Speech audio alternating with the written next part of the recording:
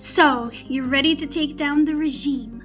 You've identified the most strategic pillar to topple, and you're rearing to go. But wait, how do you actually win at this again?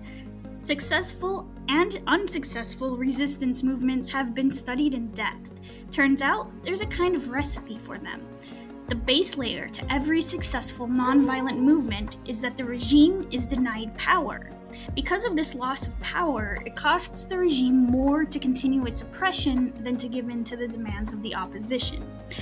Let's say movements are chocolate cherry volcano cakes. Cakes meant to resemble an erupting Mount Doom that you are making for your friend's Lord of the Ring themed birthday party.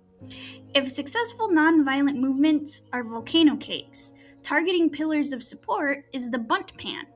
You can't form the other ingredients into a cool volcano-shaped cake without your BUNDT pan.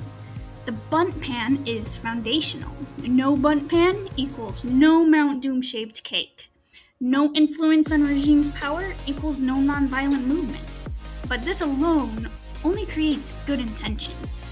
The potential for a successful chocolate lava cake or movement. You can spend a long time shouting at a pillar without it budging. How you go about toppling the pillars is what makes the difference. An effective nonviolent resistance movement has 4 core elements. 1. Mass participation. 2. Unity. 3. Diverse tactics and adaptability. 4. Future building. Each of these elements alone is not enough, but together they are powerful. Let's start with mass participation. Mass participation is the flour. It fills out your BUNDT cake. If only a few people decide not to cooperate with the regime, this non-cooperation will probably not be costly enough to the regime. The more participants in non-cooperation, the greater the cost of oppression. If you don't have enough flour, your cake will fall flat. Mass participation is crucial to a successful nonviolent movement. The next ingredient is unity. Unity is like the eggs. Eggs hold everything together as it cooks. Without the eggs, even the perfect BUNDT pan and the exact right amount of flour, the volcano cake will not succeed. Likewise, if you gather masses of people with the aim of stripping the regime of power, but they are not all on the same page, you're not going to get much done. A movement needs both mass participation and unity. Third is tactical diversity and adaptability. This is the baking powder. When conditions change, pressure, heat, repression, the movement has to respond and expand rather than harden into something dense and easy to contain. A movement with only one tactic is fragile. What if your one and only tactic was protesting? Protest after protest after protest. If the protests become unsafe and the movement has no alternative tactics, the regime can shut the whole thing down.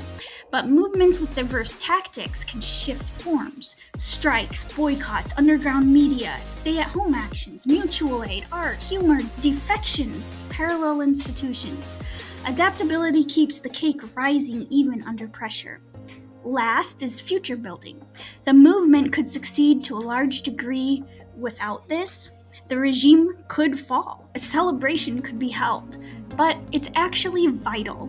Otherwise, the success that you have worked so hard and sacrificed for may vanish as quickly as it is won. We'll say this is the cherry pile lava filling, and also perhaps a larger base cake to place under the BUNDT cake to give it more shape. You wouldn't want to forget that and have it look all like a weird lumpy mound rather than a tall conical volcano. While you are tackling pillars of support, you may feel you are in attack mode, but you need to simultaneously be in build mode. You need a vision of tomorrow. What are you replacing the oppressive infrastructure with? These are the 4 main ingredients to successful nonviolent resistance movements, and also, those are many of the ingredients to a delicious BUNDT cake recipe we have included in the description. Go ahead, treat yourself, you earned it. There is a lot more that can be said about successful nonviolent resistance movements, but the core lesson is this. Regimes survive because people and institutions continue giving them power. When enough people learn how to strategically withdraw that support, while building a democratic future at the same time. Even deeply entrenched systems can change. That is how ordinary people make good trouble.